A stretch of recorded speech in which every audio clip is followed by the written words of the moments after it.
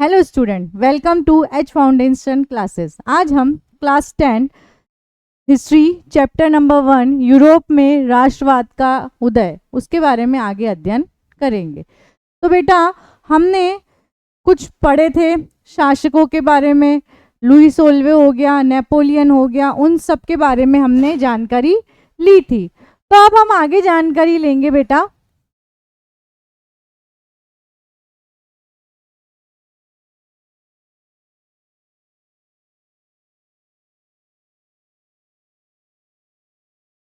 Europe में राष्ट्रवाद।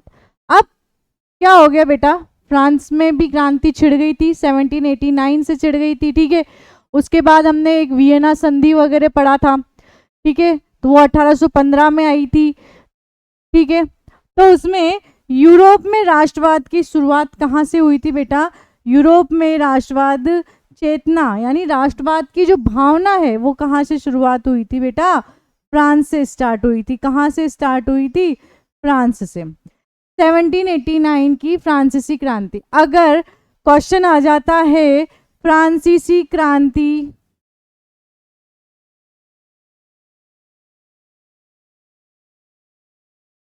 के बारे में संक्षिप्त टिप्पणी कीजिए।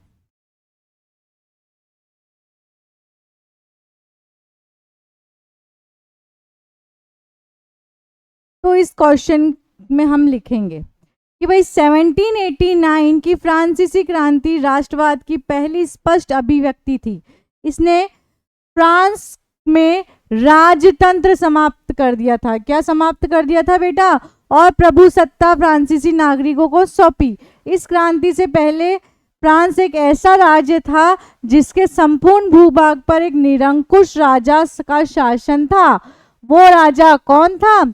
तो वो राजा था बेटा अपना लुई सोल्वे। कौन था बेटा? Louis Solvay. 1789 से पहले कौन था राजा? Louis Solvay. ठीक है बेटा, फ्रांसीसी क्रांति के आरंभ से ही फ्रांसीसी क्रांतिकारियों ने ऐसे अनेक कदम उठाए जिनसे फ्रांसीसी लोगों में एक सामूहिक पहचान की भावना पैदा हो सकती थी। बाद में कौन आया? नेपोलियन आया, ने प्रशासनिक क्षेत्र में क्रांतिकारी युद्धारों को प्रारंभ किया, जिसमें 1804 यानी 1804 की नागरिक संहिता के नाम से जाना जाता है। नेपोलियन को किस नाम से जाना जाता है भाई? 1804 में उसने कौन सा कानून लागू किया था? कि कौन सा? नागरिक संहिता वाला। ठीक है बेटा, इसके अलावा यूरोप में 19वीं सदी के शुरुआती दशकों में राष्ट्रीय एकता से संबंधित विचार उदारवाद से करीब जुड़े थे। यानी जो हमने एक चीज पढ़ी थी बेटा पहले कि भाई एक वर्ड पढ़ा था उदारवाद। उदारवाद का अर्थ क्या था बेटा?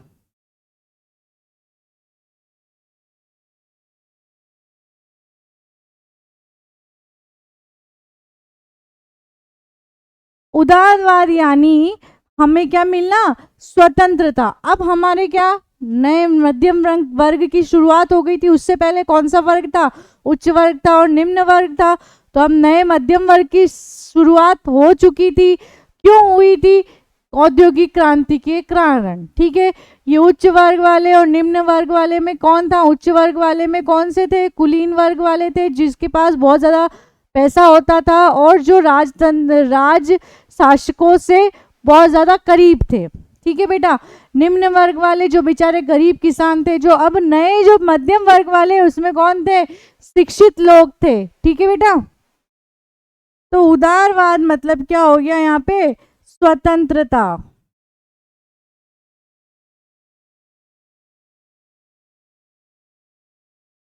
तो अब फ्रांसीसी क्रांति की शुरुआत हो चुकी थी। फ्रांसीसी क्रांति में नेपोलियन पहले, उससे फ्रांसीसी क्रांति से पहले 1789 से पहले कौन था भाई? अपने लुई सोल्वे था। उसके बाद कौन आया? नेपोलियन आया और इसने 1804 में क्या दिया था? नागरिक संहिता का कानून जारी किया था। सामूहिक पहचान बनाने के लिए उठाए गए कदम। अब फ्रांसीसी क्रांति चल रही है तो भाई उसके लिए उठाए गए कदम कि भाई हमारी सामूहिक पहचान की हम फ्रांस के नागरिक हैं, इस चीज के लिए क्या बताया गया कि कुछ कदम उठाए गए। तो कौन कौन से कदम थे? प्रत्येक राज्य से एक स्टेट जनरल चुना गया। क्या? प्रत्येक फ्रांस के जितने भी राज्य थे उसमें से प्रत्येक राज्य के लिए क्या चुना गया? एक स्टेट जनरल चुना गया और उसका नाम बदलकर नेशनल असेंबली कर दिया था। भाई किसने किया था ये? तो हमने पढ़ा था, ये किसने किया था? नेपोलियन ने किया था। फ्रेंच भाषा को राष्ट्रभाषा घोषित कर दिया था। एक प्रशासनिक व्यवस्था लागू की गई जिससे सबको समान कानून का अनुभव हो, यानी सबको कैसा कानून मिले? समान कानून मिले। अगर क्वेश्चन आ जाता है कि भाई सामूहिक पहचान मनाने के लिए फ्रांसीसी क्रांति में क्या क्या कदम उठाए गए, तो इसके बारे में हम ये विवरण दे सकते हैं। ठीक है बेटा। आंतरिक आयात निर्यात सीमा शुल्क समाप्त कर दिया गया और भार तथा माप की एक समान व्यवस्था, यानी हमने माप पद्धति पढ़ी थी, द्रव्यमान और भार तथा माप की एक क्या पढ़ी थी? हमने पद्धति पढ़ी थी। तो समान व्यवस्था लागू की गई, यानी कानून सबके लिए समान। सीमा शुल्क स्टार्ट कर दिया, यानी एक देश से दूसरे देश में जाने के लिए सीमा शुल्क लेना स्टार्ट कर दिया था। ठीक है बेटा। स्कूल और कॉलेज की छात्राओं द्वारा भी समर्थन के रूप में क्लब का गठन किया गया, जिनका नाम दिया गया जैकोबिन क्लब। कौन सा क्लब? जिसके बारे में हमने पढ़ा था अभी, जैकोबियन क्लब। ठीक है बेटा। किसके द्वारा चलाया गया? स्कूल और कॉलेज की छात्राओं द्वारा चलाया गया था बेटा। ठीक है। फ्रांस की आर्मी ने समर्थन के तौर पर हर विदेश क्षेत्रों में भेज दिए गए, जिससे राष्ट्रवादी भावना और बढ़ती चली गई। अब फ्रांस में जो यूरोप में जो राष्ट्रवाद था वो फ्रांस में छिड़ चुका था। राष्ट्रवाद की फ्रांस की जो क्रांति थी, वो क्रांति कहाँ से स्टार्ट हो गई थी? फ्रांस में स्टार्ट हो गई थी। अब जो यहाँ के जो फ्रांस की जो आर्मी थी, उन्होंने क्या कर दिया था बेटा? विदेशी क्षेत्रों में भेज दिए गए थे। भाई आर्मी को कहाँ? विदेशी क्षेत्रों में भेज दिया गया था, जिससे राष्ट्रवाद की भावना क्या बढ़े? और ज्यादा बढ़े और राष्ट्रवाद जल्दी से जल्दी हो जाए, यानी स्वतंत्र हो जाए। तब क्या चाह रहे थे अब वहाँ की जनता की भाई अब बहुत हो गया, ये सब अपने नए नए राजा आ रहे हैं और अपना अपना कानून चला रहे हैं। तो उसके लिए क्या किया गया कि भाई अब हम क्या करेंगे कि हम स्वतंत्र होना चाहते हैं। ठीक है। उसके बाद हम पढ़ेंगे फ्रांसीसी क्रांति एवं राष्ट्रवाद की विशेषता। अब जो फ्रांसीसी क्रांति है और राष्ट्रवाद है, भाई ये हो क्यों रहा है ना? इससे होगा क्या ऐसा? तो संविधान आधारित शासन, यानी जो ये अलग अलग शासक आ रहे हैं, तो उसका क्या होगा? उनका नाश होगा, यानी उन्हें नष्ट किया जाएगा और संविधान आधारित शासन किया जाएगा, यानी जो संविधान के आधार पर चलता हो, यानी कौन से कानून जो है अपने, तो उन्हें संविधान के आधार पर शासन किया जाए। ठीक है बेटा।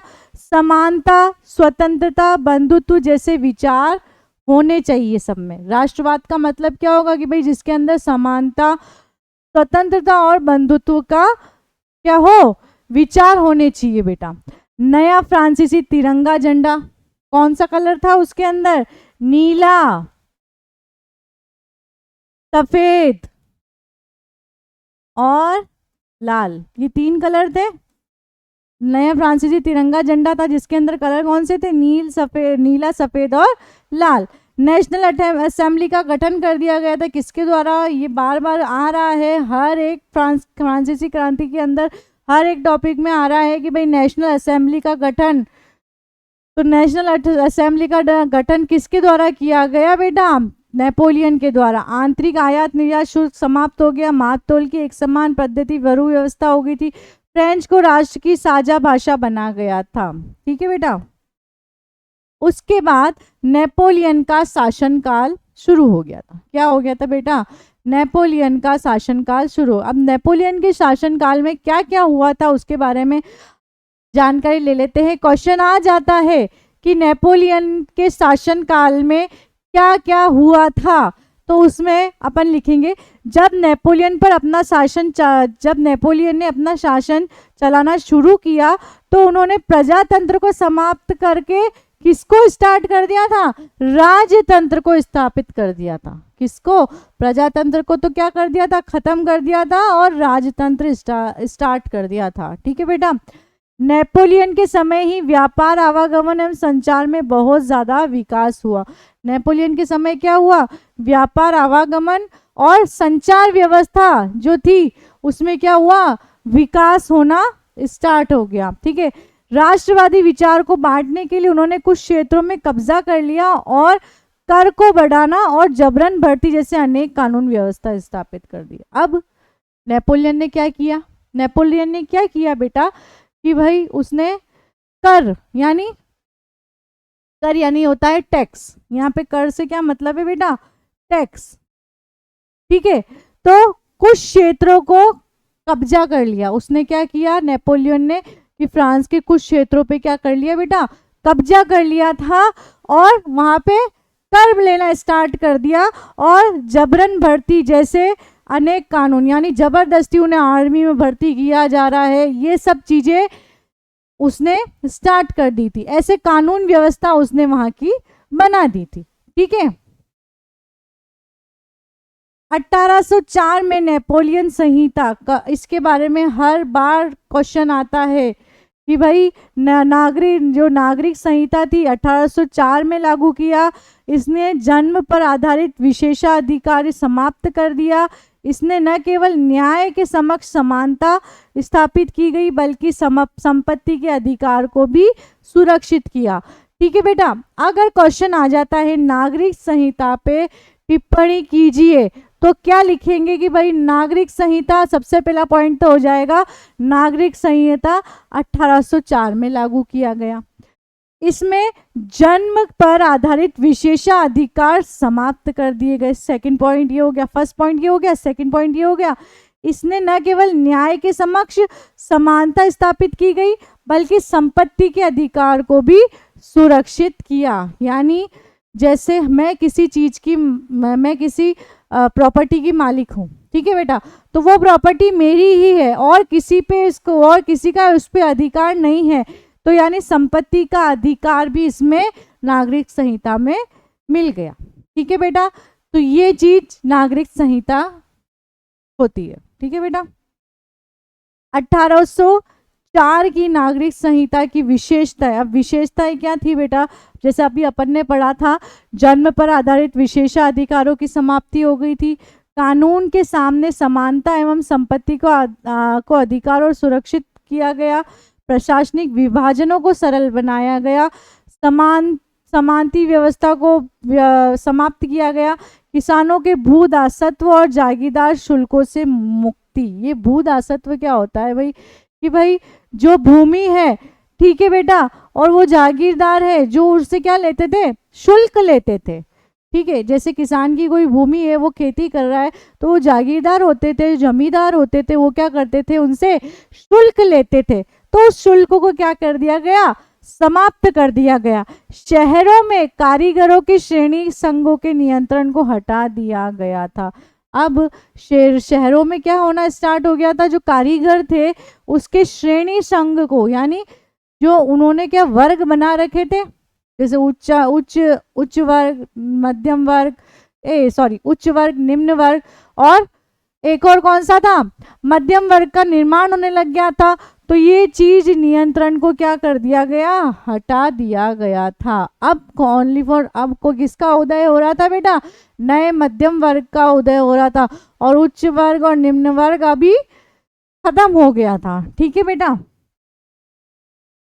अब अपने पास अभी एक जागीरदारी आई थी, इसके तहत इस वर्ड आया था, इसका मतलब क्या होता है, इसके तहत किसानों, जमींदारों, उद्योगपति द्वारा तैयार सामान का कुछ हिस्सा कर के रूप में सरकार को देना पड़ता था। यानी किसानों को शुल्क देना पड़ता था, जो वो खेती कर रहे हैं उसका शुल्क किसको देना पड़ता था, सरकार को देना पड़ता था। वो चीज हटा दी गई थी।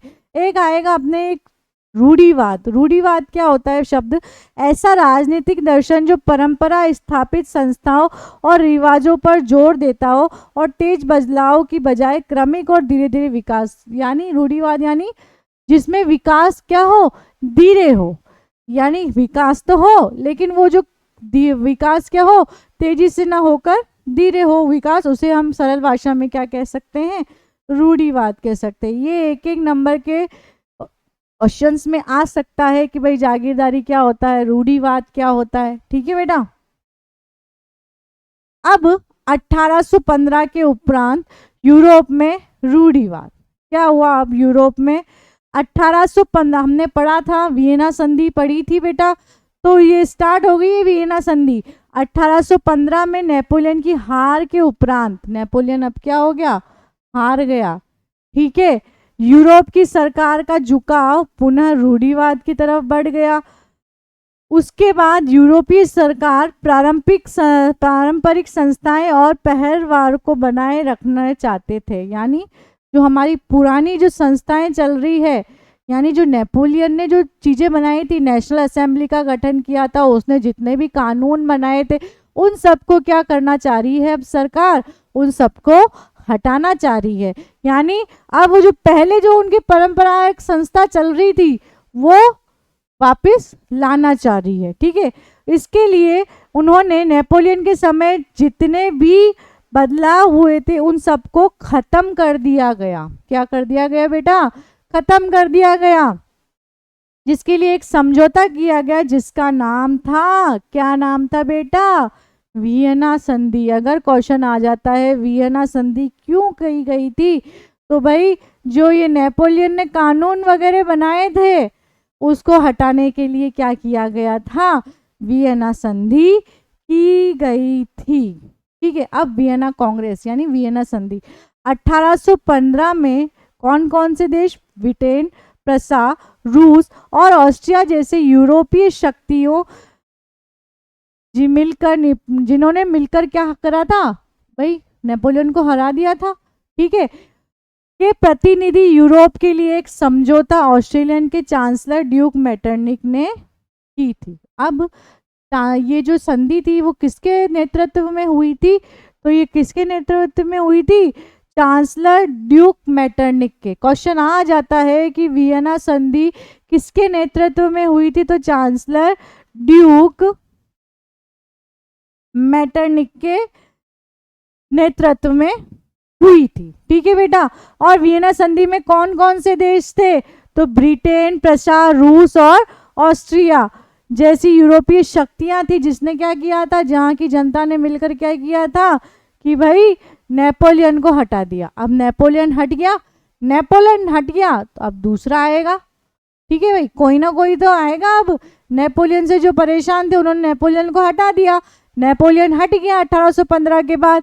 तो भाई 1815 के बाद अब कौन आएगा? तो कौन आएगा बेटा? अब आएगा अपना चार्ल्स दसम। संधि के तहत 3 मुख्य निर्णय लिए गए कि भाई संधि के अंदर क्या किया गया। क्वेश्चन आ जाता है कि वियना संधि के अंदर क्या किया गया। तो वियना संधि के अंदर फ्रांस की सीमाओं पर कई राज्य कायम कर दिया गया ताकि भविष्य में फ्रांस अपना विस्तार ना कर सके। यानी और राज्य क्या कर दिए गए? बढ़ा दिए गए। क्या कर दिए गए? राज्य बढ़ा दिए गए ताकि फ्रांस अपना क्या कर सके? विस्तार नहीं कर सके। यानी वो अपना फ्रांस और आगे विस्तार नहीं कर सके, यानी और ज़्यादा वो अपने राज्य नहीं बना सके। उसके लिए क्या कर दिया गया? सीमाओं पर कई राज्य क्या कर दिए गए? कायम कर दिए गए। फ्रांसीसी क्रांति के दौरान हटाए गए बुर्बो वंश को सत्ता में वापिस किया गया। यानी अब पहले जब फ्रांसीसी क्रांति में जब नेपोलियन आया था तब एक जो बुर्बो वंश था, ठीक है, उसको क्या कर दिया गया था बेटा? हटा दिया गया था। बुर्बो वंश को पूरी तरह से हटा दिया गया था। तो अब जो बुर्बो वंश है वो वापिस आ गया, क्योंकि नेपोलियन हटा तो बुर्बो वंश वापिस आ गया। तो राजतंत्र को जारी रखा गया। पहले प्रजातंत्र आ गया था, यानी पहले प्रजातंत्र था। लुई 16 के टाइम पे जो प्रजातंत्र था उससे राजतंत्र किया गया नेपोलियन। तो अब इसमें क्या हो रहा है वियना संधि में, राजतंत्र को तो क्या कर रहे हैं ये जारी रख रहे हैं, मतलब राजतंत्र तो रहेगा। ठीक है बेटा। अब वियना संधि की विशेषताएं क्या होती है, तो विशेषताओं में क्या हो गया, बुर्बो राजवंश का क्या हो गया, पुनर्स्थापना होगी, यानी वो वापिस आ गया। ठीक है बेटा। उसका मुख्य उद्देश्य यूरोप में एक नई रूढ़िवादी व्यवस्था कायम करना था, यानी जो वियना संधि थी उसका मुख्य उद्देश्य क्या था बेटा, कि भाई एक नई यूरोप में एक नई रूढ़िवादी व्यवस्था कायम करना था। फ्रांस में उन इलाकों पर से आधिपत्य खो दिया जो उसने नेपोलियन के समय जीते थे। अब फ्रांस ने क्या क्या खो दिया बेटा, जो नेपोलियन ने उस टाइम पे जो जीते थे राज, जो जैसे नेशनल असेंबली का गठन किया था, है ना बेटा, बहुत सारे कानून बनाए थे, तो उन सबको क्या किया गया, हटा दिया गया। ठीक है बेटा। तो अब क्या हो गया, उन सबको जो नेपोलियन ने जिस पे आधिपत्य पाया था, जिस पे उसको अधिकार था, तो उसने क्या कर दिया, वो सब चीज़ हटा दी गई और फ्रांस ने वो सब चीज़ खो दी। ठीक है बेटा। फ्रांस की सीमा विस्तार पर रोक लगा दी कि अब इससे ज़्यादा जो सीमा है फ्रांस की, उससे ज़्यादा उसमें विस्तार नहीं कर सकता है। ये तो एक नए राज्यों की स्थापना की। अब नए राज्य और बना दिए कि भाई ये राज्य हैं, इनके अलावा और कोई राज्य नहीं होंगे, इससे ज़्यादा फ्रांस विस्तार नहीं कर सकता है। ठीक है बेटा।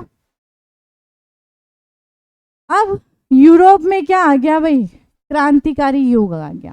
ठीक है। फ्रांस में स्टार्ट हो गया, उसके बाद इटली में आएगा। ठीक है बेटा। उसके बाद जर्मनी में आएगा। ठीक है। तो एक एक करके अपन पढ़ेंगे। उससे पहले अब यूरोप में क्रांतिकारी, यूरोपियन सरकार के इन सारे निर्णय के विरोध में क्रांतिकारी ने जन्म लिया। क्रांतिकारियों के अंदर कुछ खुफिया समाज का निर्माण किया गया, जिनका मुख्य मकसद था राष्ट्रवाद को बढ़ावा देना, वियना संधि की विरोध करना और स्वतंत्रता के लिए लड़ना। ठीक है बेटा। तो अब ये जो क्या हुआ बेटा कि भाई यूरोप में सरकार आ गई। ठीक है। फ्रांसीसी क्रांति छिड़ गई थी। तो अब क्या होता है, जैसे कोई नया आदमी आता है तो उसकी वजह से क्या होता है कि भाई जो नेपोलियन था तो वो सबको पसंद नहीं आ रहा था, तो कुछ गुप्त घटनों की वजह से, यानी कुछ गुप्त संगठनों ने क्या किया कि भाई अपने अपने गुट बना लिए। ठीक है। एक गुट ये है, एक गुट ये है। ठीक है। तो उन्होंने अपने अपने गुप्त संगठन बना लिए। तो उन संगठनों में क्या किया बेटा कि उन्होंने खुफिया समाज का निर्माण किया। क्या किया बेटा, खुफिया समाज का निर्माण किया। अब उनका मकसद क्या था खुफिया समाज का निर्माण करने का, कि भाई राष्ट्रवाद को बढ़ावा देना, राष्ट्रवाद को, यानी हमें स्वतंत्रता चाहिए। ठीक है बेटा। वियना संधि का क्या करना, विरोध करना और स्वतंत्रता के लिए लड़ना। ये तीन चीज मुख्य मकसद थे कि भाई स्वतंत्रता के लिए लड़ना, वियना संधि हमें नहीं चाहिए, जो ये वियना संधि की गई है ये हमें नहीं चाहिए। तो अब क्या होगा बेटा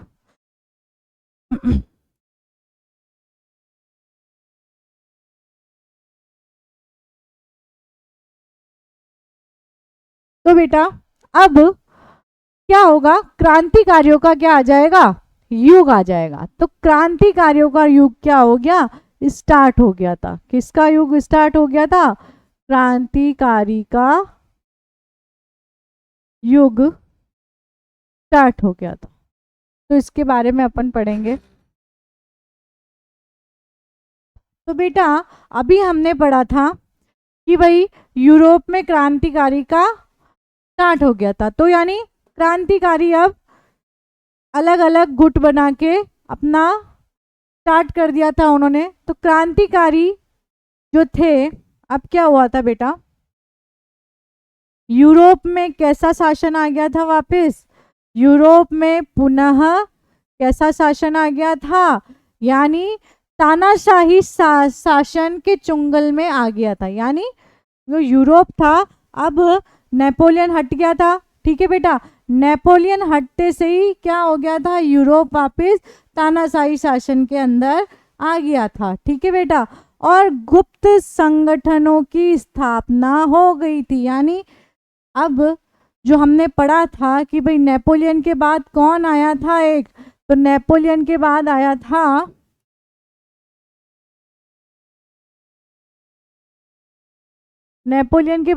था चार्ल्स दशम। उसके बारे में अपन ने पहले पढ़ा था। तो ये चार्ल्स दशम का युग वापस आ गया था, है ना। तो इससे भी बहुत लोग नाखुश थे। तो ये गुप्त संगठनों की यहाँ पे स्थापना हो चुकी थी। ठीक है बेटा, अब एक इटली का मसीहा कह सकते हैं। ठीक है, क्वेश्चन आ जाता है कि भाई इटली का मसीहा कौन है। इटली का मसीहा तो किसे कहते हैं? इटली का मसीहा ज्यूसेपी मैत्सिनी। ठीक है बेटा, तो इटली का मसीहा यानी ज्यूसेपी मैत्सिनी का जन्म कब हुआ था? 1807 ईस्वी में। ठीक है, जेनोआ में। कहाँ पे, कौन सी जगह पे? जेनोआ में। इसने दो संगठनों का निर्माण किया था। एक तो यंग इटली, जो कब किया था? 1831 में, और एक यंग यूरोप, जिसका कब किया था?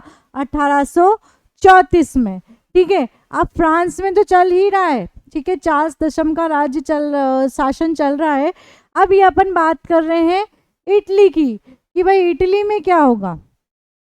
तो मैटरनिक ने, ये जब ज्यूसेपी मैत्सिनी का राष्ट्रवाद का मसीहा कहा जाता है, तब मैटरनिक ने एक बात कही थी। अब मैटरनिक, ये जो मैटरनिक है, क्या हो रहा है, इसको सब लोगों से प्रॉब्लम हो रही है। लुई 16वां आया था, नेपोलियन आया था, तब इसने ये बोला था कि भाई जब फ्रांस जब छींकता है तो पूरे यूरोप में सर्दी जुकाम हो जाते हैं। ऐसी बात इसने नेपोलियन के बारे में बोली थी।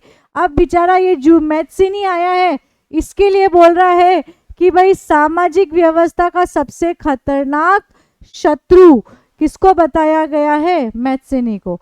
भाई ये मैटरनिक की कहानी अपन आगे पढ़ेंगे कि भाई इस मैटरनिक को किस चीज़ से प्रॉब्लम है, इसके बारे में पढ़ेंगे। तो जब इटली में राष्ट्रवाद स्टार्ट हुआ था, तो राष्ट्रवाद में इटली का मसीहा किसे कहा गया था? ज्यूसेपी मैत्सिनी को। और इसका जन्म कब हुआ था? 1807 जेनोआ में। ठीक है, और इसने दो संगठनों का निर्माण किया था, एक तो यंग इटली और एक यंग यूरोप। यंग इटली 1831 में और यंग यूरोप 1834 में।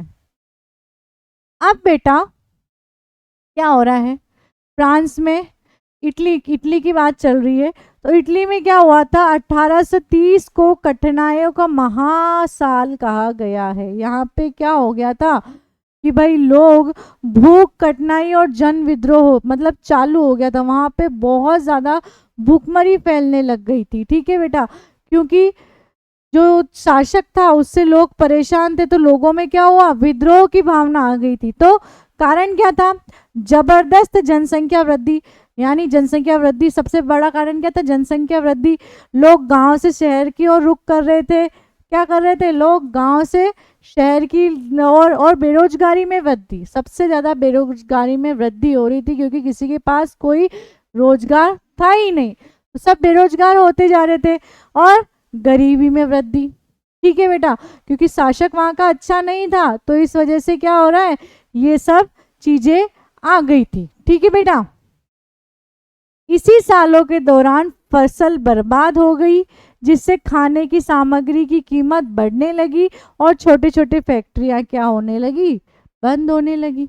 यानी जब महंगाई बढ़ेगी, जब खाने की चीज़ें मतलब कम होने लगेगी, सामग्री कम होने लगेगी, तो महंगाई बढ़ेगी और छोटी छोटी फैक्ट्रियां भी क्या होने लगी?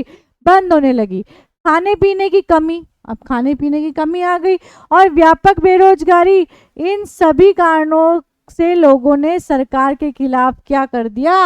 अब विद्रोह कर दिया और लोग सड़कों पर उतर आए। जगह जगह विरोध लगाया गया, जिसे कृषक विद्रोह के नाम से जाना जाता है। अब ये भूखमरी वाला क्वेश्चन आ जाता है कि भूखमरी का कारण क्या था? तो कारण क्या था बेटा कि भाई जनसंख्या वृद्धि, बेरोजगारी में वृद्धि और गरीबी में वृद्धि, ठीक है बेटा। और वहाँ की जो फसल बर्बाद हो गई थी तो खाने की सामग्री खत्म हो रही थी तो महंगाई बढ़ा दी गई, फैक्ट्रियां बंद हो गई थी, बेरोजगार ज़्यादा होते जा रहे थे। तो अब जो वहाँ की जो जन विद्रोह थे, जनता थी, उन्होंने क्या कर दिया, सरकार के खिलाफ विद्रोह स्टार्ट कर दिया, जिससे यूरोपियन सरकार को गणतंत्र राज्य घोषित कर दिया गया।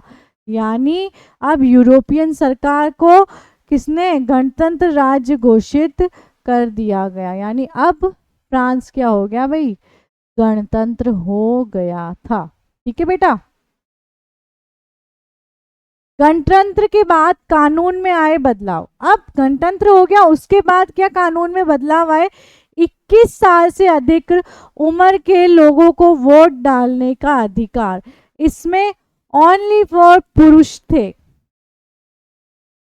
जो 21 साल से अधिक उम्र वाले पुरुष थे उन्हें ही वोट डालने का अधिकार दिया गया, ठीक है बेटा। सभी नागरिकों को काम के अधिकार की गारंटी दी गई, यानी सभी नागरिकों को क्या मिलेगा, रोजगार की गारंटी दी गई, ठीक है बेटा। रोजगार उपलब्ध कराने के लिए कारखाने उपलब्ध कराए गए, यानी फैक्ट्रियां वापस चालू की गई। इन सभी से धीरे धीरे गरीबी और बेरोजगारी कम होने लगी। यानी अब यूरोप में कैसा सरकार आ गई थी, गणतंत्र सरकार आ गई थी। केवल फ्रांस की बात हो रही है यहाँ पे। अब यहाँ पे भाई ये जो पुरुष वर्ग को जो वोट देने वाली चीज थी, अब यहाँ पे क्या हो गया, नारीवाद, स्त्री नारीवाद। वही ये क्या बात हो गई, जो पुरुष को 21 साल से ऊपर वाले पुरुष को वोट देने की अनुमति है, नारी कहाँ जाएगी बेचारी, ठीक है। तो उसके आगे अपन पढ़ेंगे। पुरुष को सामाजिक, आर्थिक एवं राजनीतिक समानता की सोच के आधार पर महिलाओं के अधिकारों और हितों का बोध नारीवाद होता है। यानी जैसा पुरुष को जिस तरह से सामाजिक, आर्थिक और राजनीतिक समानता दी जा रही है, वैसा का वैसा अधिकार नारी को भी मिलना चाहिए। उसे क्या कहेंगे, नारीवाद स्त्री, ठीक है। विचारधारा एक प्रकार की सामाजिक एवं राजनीतिक दृष्टि को इंगित करने वाली विचारों का समूह को क्या कहते हैं अपन, विचारधारा। अब बेटा क्या हो रहा है, अब जर्मनी और इटली का निर्माण कैसे हो रहा है उसके बारे में पढ़ेंगे। ये हमने फ्रांस के बारे में पढ़ा था कि भाई फ्रांस तो हो गया स्वतंत्र, यानी गणतंत्र, वहां पे गणतंत्र सरकार स्टार्ट हो गई थी, तो फ्रांस तो हो गया गणतंत्र। अब बचा बेचारा जर्मनी और इटली। तो 1848 में यूरोपियन सरकार ने, ये हम बात कर रहे हैं पहले जर्मनी का एकीकरण, ठीक है। तो 1848 में यूरोपियन सरकार ने बहुत कोशिश की कि वे जर्मनी का एकीकरण कर दें, परंतु वो ऐसा नहीं कर पाए। 1848 में कौन सी सरकार ने, यूरोपियन सरकार ने बहुत कोशिशें की कि भाई हम क्या कर दें, जर्मनी का एकीकरण कर दे, लेकिन वो ऐसा नहीं कर पाए। क्यों भाई, क्योंकि राष्ट्र निर्माण की यह उदारवादी पहल राजशाही और फौज की ताकत ने मिलकर दबा दी। अब वहां पे क्या हो रहा था, जर्मनी में राजतंत्र चल रहा था, जर्मनी अभी गणतंत्र नहीं थी, राजतंत्र चल रहा था। तो इस वजह से सरकार उसको क्या नहीं कर पाई, जर्मनी का एकीकरण नहीं कर पाई। इसके बाद प्रशा ने यह भार अपने ऊपर लेते हुए कहा कि वे जर्मनी का एकीकरण करके ही रहेंगे। अब प्रशा कौन है, प्रशा कौन है, जर्मनी की राजधानी है। क्वेश्चन आ जाता है कि भाई जर्मनी की राजधानी क्या है, तो अपन क्या लिखेंगे, प्रशा। तो अब प्रशा ने क्या लिखा कि भाई जर्मनी के एकीकरण की जिम्मेदारी किसकी है, हमारी है, जर्मनी का एकीकरण हम करवाएंगे। तो कैसे, उस समय प्रशा का मुख्यमंत्री था ऑटोमन बिस्मार्क। कौन था भाई बेटा, मुख्यमंत्री था ऑटोमन बिस्मार्क था, जिसे हम प्रशा का जनक भी कह सकते हैं, ठीक है। प्रशा ने एक राष्ट्रीय एकीकरण के आंदोलन का नेतृत्व किया था। अब क्या किया था प्रशा ने, तो उनके देश का यानी जर्मनी का राष्ट्रीय एकीकरण की क्या किया था, आंदोलन किया था, ठीक है बेटा। ये क्वेश्चन आ जाता है ऑटोमन बिस्मार्क कहाँ के मुख्यमंत्री थे? तो कहाँ के थे बेटा? प्रशा के थे। ठीक है बेटा। 7 वर्ष दौरान ऑस्ट्रिया, डेनमार्क और फ्रांस में 3 युद्ध में प्रशा की जीत हुई। अब क्या हो रहा था? कितने वर्ष लगे? 7 वर्षों तक। किस किस में? प्रशा में। और प्रशा ने किस किस से युद्ध किए? ऑस्ट्रिया, डेनमार्क और फ्रांस से 7 वर्षों तक युद्ध किए और उसने क्या किया? उसमें जीत हासिल करी और एकीकरण की प्रक्रिया पूरी हुई।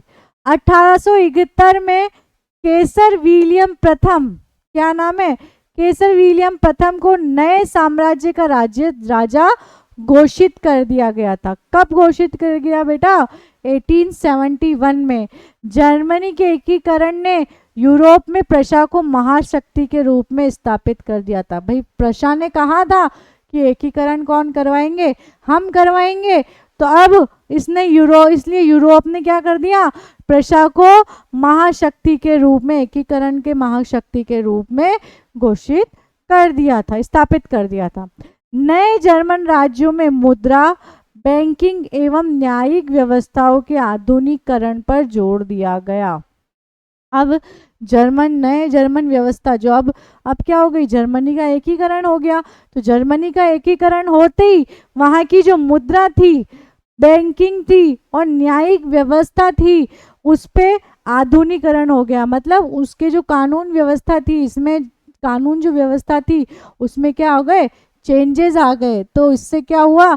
जर्मनी के एकीकरण में पूछ लेते हैं कि जर्मनी में एकीकरण के बाद जर्मनी में क्या हुआ? तो भाई मुद्रा, बैंकिंग एवं न्यायिक व्यवस्थाओं के आधुनिकीकरण पर जोर दिया गया। ठीक है बेटा। अब आता है अपना इटली का एकीकरण।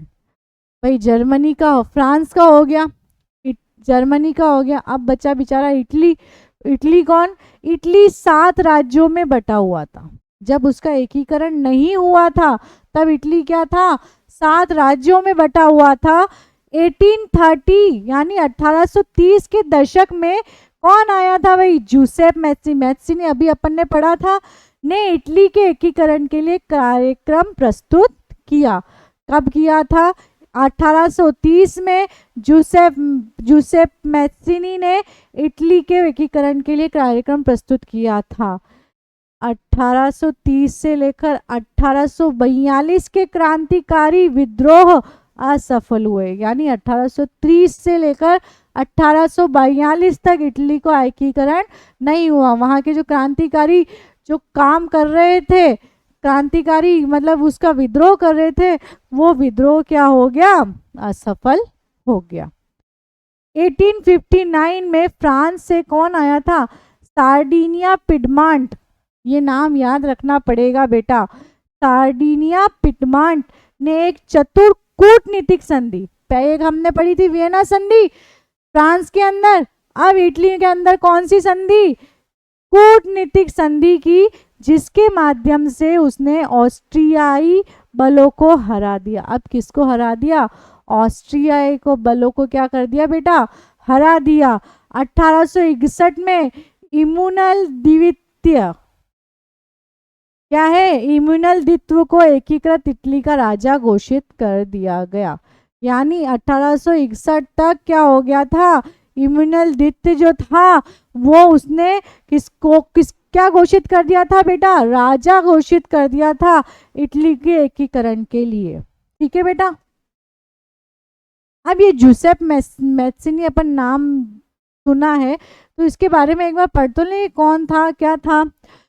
इसका जन्म 1807 में जेनोआ में हुआ था और कुछ समय पश्चात वह कार्बोनारी में गुप्त संगठन के सदस्य बने थे। अभी अपन ने पढ़ा था कि गुप्त संगठन बना रहे थे, तो ये उसमें शामिल थे। 24 साल की युवा अवस्था में लुग्रिया में क्रांति करने के लिए उन्हें 1837 में देश निकाला दे दिया गया था। क्या निकाला दे दिया गया था? 1837 में। ये लिगुरिया में क्रांति कर रहे थे, तो उस टाइम उनको देश से निकाल दिया गया था। तत्पश्चात उन्होंने 2 भूमिगत संगठनों की स्थापना की। हमने पढ़ा कौन कौन से, यंग इटली और यंग यूरोप। यानी पहला था मार्से में यंग इटली और दूसरा बर्न में यंग यूरोप। मैत्सिनी द्वारा राजतंत्र का जोरदार विरोध एवं उसके प्रजातांत्रिक सपनों ने रूढ़िवादियों के मन में भय भर दिया। मेटरनिक ने उसे हमारी सामाजिक व्यवस्थाओं का सबसे खतरनाक दुश्मन बताया। ये ही हमने अभी समझा था, ठीक है बेटा। तो मेटरनिक ने क्या किया कि भाई ये जो मेटरनिक है इसकी कहानी भी अपन पढ़ेंगे। ये मेटरनिक को सबसे प्रॉब्लम हो रही है, ठीक है बेटा। उसे हमारी सामाजिक व्यवस्थाओं का क्या बताया, खतरनाक दुश्मन बताया, ठीक है बेटा। ये था जुसेप मैत्सिनी। अब एक और नाम आया है काउंट कैमिलो दे काउर। अपन को खाली काउर के नाम से याद रखना है, ठीक है। तो सार्डिनिया पिडमांट, ये अभी अपन ने एक नाम पढ़ा था, का प्रमुख प्रधानमंत्री, यानी कौन था यहाँ पे,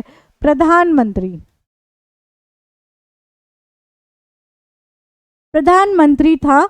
इटली के प्रदेशों को एकत्रित करने वाले आंदोलन का नेतृत्व किया। हालांकि वह स्वयं न तो क्रांतिकारी था और न ही जनतंत्र में विश्वास रखने वाला था, ठीक है।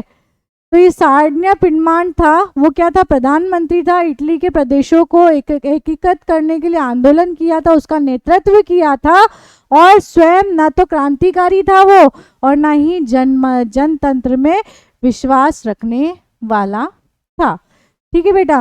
फ्रांस के साथ की गई चतुर संधि के पीछे कावूर का हाथ, जिसके कारण ऑस्ट्रिया को हराया जा सका एवं इटली का एकीकरण। अब फ्रांस में जो चतुर संधि हुई थी, वियना संधि, है ना बेटा, उसके अंदर किसका हाथ था, कावूर का हाथ था, और इसके माध्यम से किसको हराया गया, ऑस्ट्रिया को हराया जा सका और इटली का एकीकरण हो सका, ठीक है बेटा।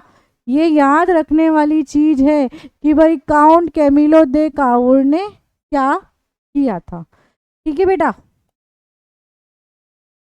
अब एक नाम आता है जूसेप गैरीबाल्डी, ठीक है बेटा। अब इसके बारे में पढ़ेंगे कि भाई ये क्या था। वह नियमित सेना का हिस्सा नहीं था, वो सेना का हिस्सा नहीं था। उसने इटली के एकीकरण के लिए सशस्त्र स्वयं सेवकों का नेतृत्व किया था। वो सेना का हिस्सा नहीं था, उसने शस्त्रों के साथ एक अलग ही सेना का नेतृत्व किया था। उसने अपनी अलग ही सेना बना दी, ठीक है बेटा। वो आर्मी का हिस्सा नहीं था। 1860 यानी 1807 में वे दक्षिण इटलर और 2 सिसिलियों के राज्यों में प्रवेश कर गए और स्पेनिश शासकों को हटाने के लिए स्थानीय किसानों का समर्थन पाने में सफल रहे। अब बेटा क्वेश्चन आ जाता है, जूसेप गैरीबाल्डी का इटली में क्या योगदान था। तो ये योगदान था बेटा,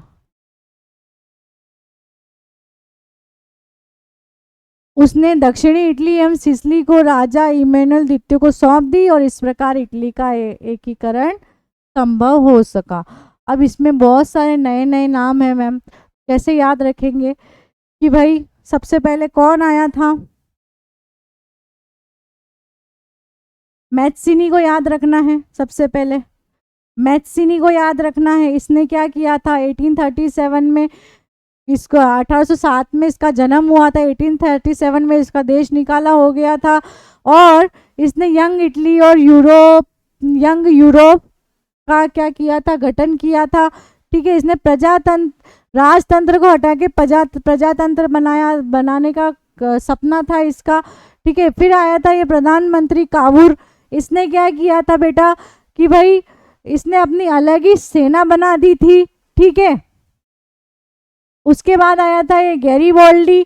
तो गैरीबाल्डी का क्या योगदान था, इसने इटली के एकीकरण में सशस्त्र स्वयं सेवकों का नेतृत्व किया था बेटा, और इटली के एकीकरण में इसका योगदान रहा था, ठीक है बेटा। अब आता है तो बेटा जोसेफ गैरिबाल्डी, आज की क्लास यहाँ तक ही, आगे हम कल पढ़ेंगे। Thank you.